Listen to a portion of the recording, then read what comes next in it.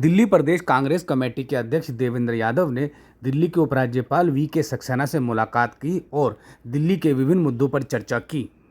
प्रदेश अध्यक्ष देवेंद्र यादव दिल्ली सरकार के पूर्व मंत्री मंगत राम सिंघल, पूर्व विधायक जय किशन और दिल्ली के पूर्व महापौर फरहाद सूरी के साथ उपराज्यपाल आवास पहुंचे और दिल्ली की विभिन्न समस्याओं पर चर्चा की। देवेंद्र यादव ने भलसवा डेयरी में कोर्ट के आदेश पर होने वाली तोड़फोड़ के मामले पर उपराज्यपाल से राहत देने की मांग की। प्रदेश अध्यक्ष देवेंद्र यादव के मुताबिक दिल्ली के उपराज्यपाल से दिल्ली के विभिन्न मुद्दों पर चर्चा हुई।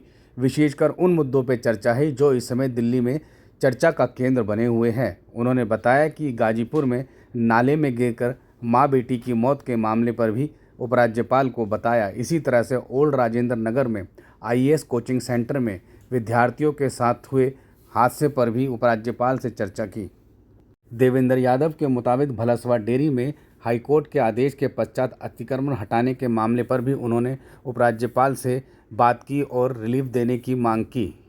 खैबर पास में 50 वर्षों से रह रहे लोगों को हटाने के मामले में भी देवेंद्र यादव ने उपराज्यपाल से उजाड़े गए लोगों को मदद देने की बात कही। सुल्तानपुरी निगम वार्ड से नकली किन्नर बनकर निगम चुनाव लड़ने वाले पार्षद के मामले को भी देवेंद्र यादव ने उपराज्यपाल के सामने उठाया। इसी तरह बारापुला में जिन वेंडरों को हटाया गया है उन वेंडरों को दोबारा से जगह उपलब्ध करवाने की समस्या भी उपराज्यपाल के सामने रखी गई। देवेंद्र यादव के मुताबिक उपराज्यपाल ने उनकी बातें सुनी।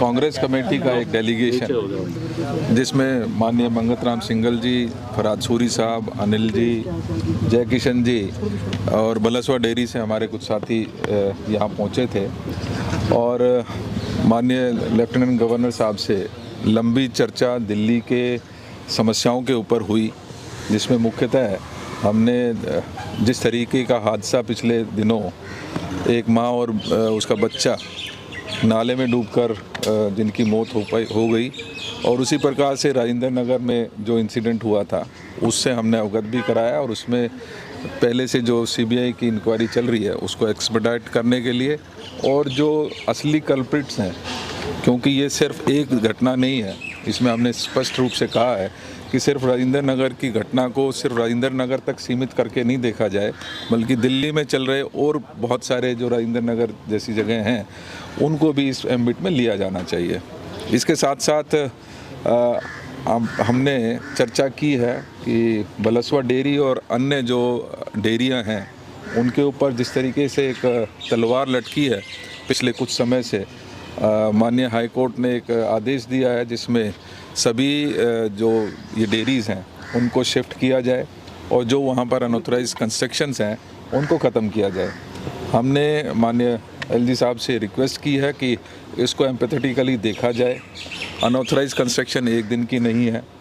हाँ, सभी डेयरी वाले हमारे साथी इस बात के लिए सहमत हैं कि जो पशु हैं उनको एक अच्छे कंडीशंस में रखा जाना चाहिए, तो वो उसके लिए तैयार हैं कि उनको कहीं शिफ्ट किया जा सके, लेकिन जो कंस्ट्रक्शन और जो लोगों ने मकान वहाँ पे बना लिए हैं उनको वहाँ पर ही वो जगह दी जा सके। माननीय एलजी साहब ने उसमें कहा है कि हम बात करेंगे और कुछ ना कुछ नई पॉलिसी लाने की भी कोशिश करेंगे। इसके साथ ही आपने देखा होगा कि बारापुला पे कुछ जो हमारे फ्रूट्स वाले थे उनको हटाया गया, उनकी रीलोकेशन के लिए उनको, क्योंकि वो जो हमारा वेंडर्स एक्ट है उसके तहत कवर्ड थे, तो उनको भी यथासंभव वहीं पर और नहीं तो उसके आसपास जो भी स्थान हो उसमें उनको रिलोकेट किया जाए। इसके साथ साथ खैबर पास वाला इंसिडेंट था, उनके लिए भी हमने कुछ रिलीफ मांगी है और एलजी साहब ने कहा है कि उसमें भी वो एम्पैथेटिकली उसको देखेंगे।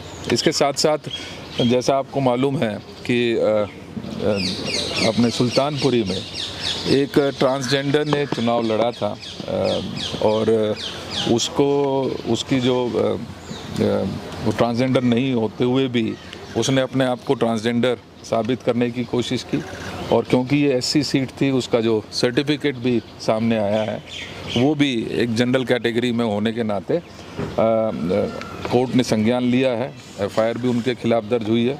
माननीय जय किशन जी ने उनके बारे में पूरी विस्तार से चर्चा की है और ये आग्रह किया है कि जल्दी से जल्दी उनके खिलाफ जो इन्वेस्टिगेशन है वो पूरी हो और उनकी सदस्यता ख़त्म की जाए। इसके साथ साथ हमने आप जानते हैं कि रामलीला आने वाली हैं और इस बार कुछ जो रेट्स हैं जो ज़मीन दी जाती थी जिस पे रामलीला होती थी, उनमें भी लगातार हमने देखा है कि डीडीए ने इस बार उनकी जो रेट्स रखे हैं वो डबल से भी ज़्यादा रख कर दिए हैं। इसके साथ साथ उनकी जो बुकिंग होती थी वो लगभग 1.5 महीने के लिए होती थी, जो अब सिर्फ 15 दिन के लिए कर दी गई है। इन्होंने माननीय एलजी साहब ने इस बारे में भी अपने वक्तव्य रखा है और उन्होंने कहा है कि कुछ मध्यस्थता करते हुए कोई ना कोई इसका भी सॉल्यूशन निकाला जाएगा। तो मुझे खुशी है आज दिल्ली के बारे में, सभी समस्याओं के बारे में हमने विस्तार से चर्चा की है और एलजी साहब ने उसके ऊपर अपना पॉजिटिव एटीट्यूड देते हुए अपना पॉजिटिव रुख अपनाया। Thank you.